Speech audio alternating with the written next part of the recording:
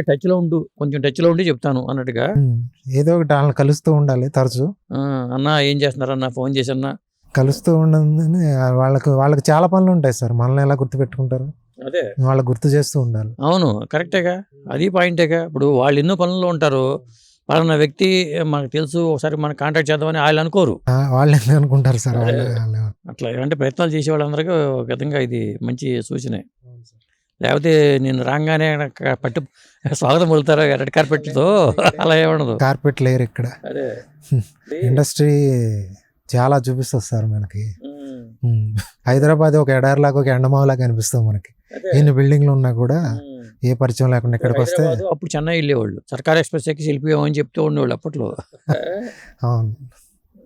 ఉంటాయి సార్. చాలా తట్టుకోవాలి. కానీ అప్పట్లో ఇప్పుడు మీరు 5% అని చెప్పారు కదా! 100కి పైకొచ్చేవాళ్ళు. అప్పట్లో అయితే కనీసం 50% అన్నా పైకొచ్చేవాళ్ళు. అవును సార్. అప్పుడు అప్పుడు అవకాశాలు ఎక్కువ. ఇండస్ట్రీ అంతా చాలా తమిళ్ ఇండస్ట్రీ, కన్నడ ఇండస్ట్రీ అన్నీ చెన్నయ్యే కదా! అందంగా ఉన్నా కూడా అవకాశం వచ్చిద్దని విన్నాను. అవును. కొద్దిగా అందంగా ఉన్న చాలా చక్కగా కుర్రాడు బాగుంటే ఇప్పుడు మీలాగా ఉంటే ఇప్పుడు దాని సినిమా వచ్చింది 'రిటర్న్ ఆఫ్ ది డ్రాగన్' అనే సినిమా వచ్చింది. ఆయనేం అందంగా లేడు కదా! సినిమా అద్భుతంగా ఆడింది కదా! అందం క్రైటీరియా కనపట్ల టాలెంట్ కూడా. ఏదో ఒక స్టైల్. ఆ సిగరెట్ కాలుస్తాడు ఇలా అంటాడు. చూసారా సినిమా? చూశాను సార్. తమిళ్ సినిమా కదా sir. 'Return of the dragon' చూశాను. 'రిటర్న్ ఆఫ్ ది డ్రాగన్' అని. వాళ్ళదే అంతకుముందు లవ్ స్టోరీ అని సంథింగ్. Love story. సెల్ ఫోన్లు మార్చుకోవటం కాన్సెప్టు మరి జనం చూస్తున్నారు. ఇది టాలెంట్ ఉంటే డైరెక్టర్‌గా టాలెంట్ ఉంటే మాత్రం కోర్టు సినిమాకి మరి ఆదరించారు కదా! అదే 'దిల్‌రుబా' సినిమాలో పనిచేశాను నేను. అదే వారం రిలీజ్ అయింది. సేమ్ రోజు రిలీజ్ అయింది. మాదేమో ఆడలేదు. అదేమో కోర్టు చాలా బాగా ఆడింది. మరి రైటింగ్ స్కిల్ ఉన్న మీరు నటుడిగానే కాకుండా డైరెక్టర్‌గా కూడా ప్రయత్నాలు చేసుకోవచ్చు కదా! డైరెక్షన్ అవగాహన లేదు. కానీ ఒక షార్ట్ ఫిల్మ్ తీశాను. 'మానవత్వం' అని ఒక షార్ట్ ఫిల్మ్ చేశాను. యాజ్ ఎ డైరెక్టర్‌గా, రైటర్‌గా చేశాను. ఎప్పుడు చేశారు ఇది? సినిమాలు రాకముందా? లేదు సార్. సినిమాల్లోకి వచ్చాకే 2021లో కరోనా టైంలో చేశాను. కరోనాకి సంబంధించి 2 నిమిషాల షార్ట్ ఫిల్మ్ 'మానవత్వం' అని చేశాను నేను. ఎక్కడ మీరు సెల్ ఫోన్‌తో చేశారేంటి? సెల్ ఫోన్ కాదు సార్. బాగానే ఖర్చు పెట్టి. ఎంత ఖర్చు పెట్టారు? ఖర్చు పెట్టాం సార్. 15,000. 2 నిమిషాల షార్ట్ ఫిల్మ్ లాక్డౌన్ టైంలో చేసాము. అదే ఆలోచన రావడం ఆ టైంలో చేద్దామని.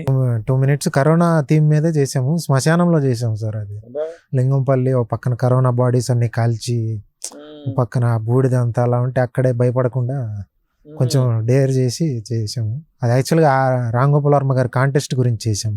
ఇప్పుడు ఏమనిపిస్తూ ఉంటుందండి అసలు సినిమా ఫీల్డ్ గురించి? భవిష్యత్తు ఎలా ఉండబోతుంది సినిమా ఫీల్డ్ అంటే ఏం చెప్తారు? సినిమా ఫీల్డ్ భవిష్యత్తు బాగానే ఉంటుంది సార్ ఖచ్చితంగా. ఎందుకంటే ఇప్పుడు ఒక్కొక్క సినిమాకి 2-3 సంవత్సరాల వ్యవధి పడటం జరుగుతుంది. అదే.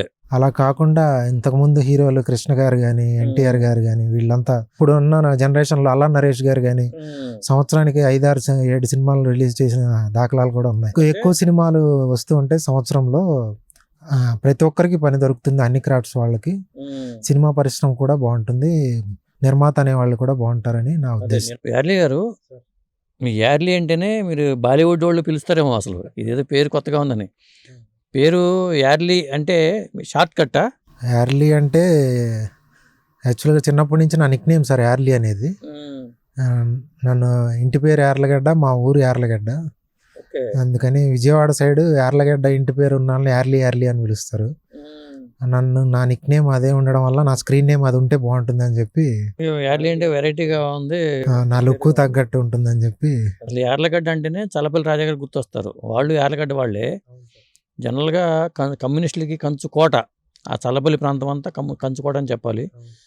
మరి అలాంటి ప్రాంతం నుంచి వచ్చి మరి మీరు ఆ నేపథ్యం లేదా మీకు? మా తాతగారు కమ్యూనిస్ట్ లీడర్ సార్. మా తాతగారు తొట్టింపూడి సుబ్బారావు గారు అని మా అమ్మగారి నాన్నగారు. ఓకే. ఆయన కమ్యూనిస్ట్ లీడరు. ఆయన నుంచి నాకు బాగానే ఇంజెక్ట్ అయింది సార్. ఇంజెక్ట్ అయింది కమ్యూనిజం కూడా. కమ్యూనిజం ఇంజెక్ట్ అయింది. అది ఎక్కడ దాకా అంటే మా తాతగారు చనిపోయాక పచ్చబొట్టు ఎంచుకునేంత వరకు ఇంజెక్ట్ అయింది. ఎక్కడ ఎంచుకున్నారు? ఇది పచ్చబొట్టు దాకా వెళ్ళిపోయింది. అవును సార్. కానీ అభిమానం పరంగా. ఇంకొకటి ఏంటంటే మీ ప్రాంతానికి దివిసీమ ఉప్పిన ఎంత ఊడ్చేసిందో, కానీ అక్కడ రౌడీజం కూడా అలాగే ఉండేది నా చిన్నప్పుడు కూడా. ఎందుకంటే బందలాయి చెరువు, వేకనూరు ఇలా కొన్ని ఊళ్ళు ఉండే. హత్యలు, హత్యాకాండలు రాయలసీమ లాగా ఉండేది ఇక్కడ. అవును సార్. దివిసీమ ఉప్పెన అనేది చరిత్రలో ఇప్పుడు వరకు ఎక్కడా జరిగి ఉండదు సార్. అన్ని 100 కోట్ల నష్టం వచ్చింది, చాలా లక్షల గోవులు చనిపోయాయి, మనుషులు చనిపోయారు. అక్కడ రౌడీయిజంకి సంబంధించి చిన్న ఉదాహరణ చెప్తాను సార్. నేను 4వ తరగతి 5వ తరగతిలో ఉన్నప్పుడు చల్లపల్లిలో మా ఊరి నుంచి రిక్షాలో వెళ్ళేవాళ్ళం స్కూల్కి. చల్లపల్లి సెంటర్లో ఆంధ్ర బ్యాంక్ అని ఉండేది. అక్కడ ఒక ఆయన్ని మేమందరం వెళ్తున్నప్పుడే రిక్షాలోనే రోడ్డు మీదే నరికి చంపేశారు సార్. అందరూ చూస్తుండగానే. మేము చిన్న వయసు కదా, గజగజ వణికిపోయాం మేము అసలు అందరం. మేమనే కాదు, అక్కడ ఉన్న లేడీస్ కానీ అందరూ భయపడిపోయారు. ఒక 7గురు కలిసి. అప్పుడు ఎందుకంటే బాంబులు తయారు చేస్తూ ఉండేవాళ్ళు ఆ ప్రాంతంలో. ఇదైతే మేము లైవ్లో అందరం చూసాం సార్.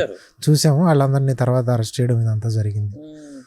చల్లపల్లి ఆ చుట్టుపక్కల ప్రాంతాలన్నీ రౌడీజానికి పెట్టింది పేరు. సినిమాలకు కావాల్సిన కథ అంతా మీ ఏరియాలో ఉంది. ఏడేటకని చెప్పొచ్చు కదా, మీ ఊరు బందలా చెరువు గురించి కానీ వేకనూరు గురించి కానీ. ఒక డైరెక్టర్ గారు అడిగారు సార్, ఇప్పుడు మిస్టర్ కార్తీక్ అని నాగశౌర్య గారితో సినిమా తీస్తున్న డైరెక్టర్ రమేష్ గారు అని ఉయ్యూరు అయింది.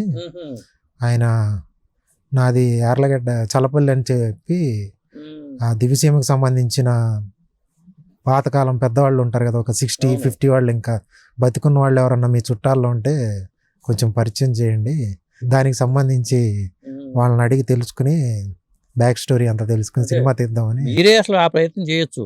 అక్కడ ఉన్న ఆ ఏరియా వ్యక్తి కాబట్టి ఎక్కడెక్కడ ఏ ఊళ్ళో ఏ కథ జరిగింది దాన్ని ఇప్పుడు అయితే చెప్తారు సార్. అందరూ పరిచయం చుట్టుపక్కల. అదే మంచి కథను తయారు చేసుకుని చక్కగా ప్రయత్నం చేయొచ్చు కూడా. చేయాలి సార్, చేసే ఆలోచన కూడా ఉంది. ఎందుకంటే ఒక చరిత్ర కదా అది, రక్త చరిత్ర అని చెప్పాలి. అది చెప్పాలంటే రక్త చరిత్ర కన్నా ఇంకా ఎక్కువే ఉండేది సార్. అంటే అనంతపురం ఇటు సైడ్, రాయలసీమ సైడ్ బాగా అసలు ఎక్కడ మర్డర్ జరిగినా వీళ్ళు పలానా ఊరి నుంచి వచ్చి చేశారు అని చెప్తూ ఉండేవాళ్ళు. ఆ ఊరి పేర్లు చెప్పేవాళ్ళు. అంటే మేము పుట్ట కన్నా మునుపు ఇవన్నీ జరిగేవి సార్. మా ఊహ తెలిసాక కూడా మేము ఇందాక చెప్పే కదా ఆ సంఘటన మేము కళ్ళ ముందే చూసాం. అది అంటే ఇది పాత కక్షల వల్ల జరిగేవే ఎట్లా? అది కమ్యూనిస్టు తగాదాలు ఉండేవి సార్. అంటే ఎక్కువ కమ్యూనిస్టులు వీళ్ళ గురించి, అదే కమ్యూనిస్టులు అడ్డా అనుకోవాలి. అది మీ యార్లగడ్డ కూడా అడ్డానే. మా యార్లగడ్డలో కూడా కమ్యూనిస్టులు ఫస్ట్ నుంచి ఎక్కువే ఉండేవాళ్ళు. కాలక్రమంలో ఇప్పుడు కమ్యూనిస్టులు అంతా తెలుగుదేశంలో స్థిరపడ్డారు. మొదట కమ్యూనిస్టులుగా ఉన్న అంతా తెలుగుదేశం కాగా అనేక పార్టీల్లోకి వెళ్ళిపోయారు. మా చల్లపల్లిలో కూడా ఈ కమ్యూనిస్టులు ముఖ్యంగా భూ పోరాటం చేసి అందుకని ఎక్కువ తగాదాలు ఎక్కువ జరుగుతూ ఉండేది సార్. పేదవాళ్ళ భూముల కోసం ఎక్కువ పోరాటం జరుగుతూ ఉండేది కమ్యూనిస్టులు అని మా తాతగారు చెప్తే తెలుసుకునేవాడిని నేను. కాలక్రమేణా అన్ని కాలాలను కలిసిపోయినాయి, కాలమే కలిపేసుకుంది అన్నింటినీ చెప్పాలంటే. మొత్తానికి చాలా విషయాలు చెప్పారండి. మీ చల్లపల్లి, దివిసీమ, అవును సార్, రక్త చరిత్రలు అన్ని చూపించారు మీరు. ఇక్కడే నాకు ఒక సినిమా చూపించారు. మరి మీ గడ్డం వెనకాల ఏమైనా కథ ఉందా? ఎందుకు ఏ సినిమా చూసినా గడ్డం అంతా కనిపిస్తున్నారు? అంటే అలానేం కాదు సార్. మెయిన్ మంచి పాత్ర వచ్చి మంచి ప్రామినెంట్ క్యారెక్టర్ ఉందంటే గడ్డం తీసేస్తాను. ప్రస్తుతానికి కంటిన్యూటీ ఉండడం వల్ల అది ఇంకా కొనసాగుతూనే ఉంది గడ్డం. ఇంకోటి ఏంటంటే నాకు ఈ మధ్యన ఎక్కడ యూత్ని చూసినా ఇలా గడ్డాలతోనే కనిపిస్తున్నారు. దీనికి వెనకాల ఏమన్నా ఇది ప్యాషనా లేకపోతే ఏమన్నా? అంటే జనం ఏమంటే అప్పట్లో మన ఎన్టీఆర్ గారు కానీ, తర్వాత ఇప్పుడు చిరంజీవి గారు కానీ, వాళ్ళు ఏ హెయిర్ స్టైల్లో ఉన్న ఏ ప్యాంట్లు వేసినా అలా వేసుకున్నారు. ఇప్పుడున్న జనాలు హీరోలంతా గడ్డాలు పెంచుతున్నారు కాబట్టి. పుష్పరాజు లాగా మీరు మారిపోయారు. కేజీఎఫ్, యశ్, ఇలా వీళ్ళందరూ ఇప్పుడున్న వాళ్ళంతా, నాని గారు కానీ ఎవరైనా ఏ హీరో అయినా గడ్డం లేకుండా లేరు. అందుకని ఇప్పుడున్న ఫ్యాన్స్ కూడా అలా గడ్డాలు పెంచారు. గడ్డం అనేది అందరికీ బాగోదు. అప్పట్లో శివకృష్ణ గారికి గడ్డంతో కనిపించేవాళ్ళు. మంచి అందంగా ఉండేవాడు ఆయన. మరో మలుపు సినిమా కానీ శివకృష్ణ గారు ఒక రేంజ్లో ఆయన ఈ గడ్డంతోనే ఉండేవాడు ఆయన. ఇది నాకు 10 సంవత్సరాలు సార్. ఈ డిసెంబర్కి నేను క్లీన్ షేవ్ చేసి నేను ఈ సినిమాలో వీళ్ళని చూసి కాదులే కానీ జనరల్గా 10 ఏళ్ళ నుంచి మీ చరిత్ర, మీ గడ్డం చరిత్ర 10 ఏళ్ళు ఉంది. 10 ఏళ్ళు. థ్యాంక్ యూ అండి, మా స్టూడియోకి వచ్చి మీరు చాలా విషయాలు చెప్పారు. నేను కూడా మీకు చాలా కృతజ్ఞుడు సార్. నా మొదటి ఇంటర్వ్యూ మీతోనే, ఎప్పటికీ గుర్తుపెట్టుకుంటాను. అలాగే మీరు నాకు మంచి శ్రేయోభిలాష్ కూడా సినిమా పరంగా, మంచి సలహాదారుడు కూడా. Thank you so much sir. Thank you.